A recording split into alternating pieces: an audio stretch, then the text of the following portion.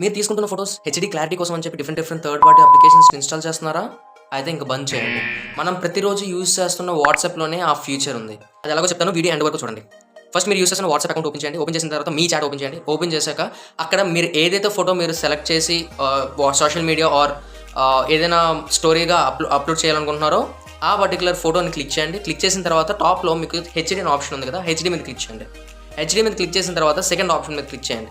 చేసిన తర్వాత సెండ్ కొట్టండి. సో సెండ్ కొట్టిన తర్వాత ఆ పర్టికులర్ ఫోటో మీకు ఆల్రెడీ మీ చాట్లోనే ఉంటుంది. సో అది క్లిక్ చేసిన తర్వాత అక్కడ టాప్ రైట్ కార్నర్లో 3 డాట్స్ ఉన్నాయి. సో ఆ 3 డాట్స్ మీద క్లిక్ చేస్తే అక్కడ సేవ్ టు గ్యాలరీ అని ఉంది. ఆ సేవ్ టు గ్యాలరీ కొట్టండి. ఇప్పుడు మీరు తీసుకున్న ఫోటో అండ్ ఈ ఫోటోకి కంపేర్ చేయండి, మీకు డిఫరెన్స్ తెలుస్తుంది హెచ్డీ.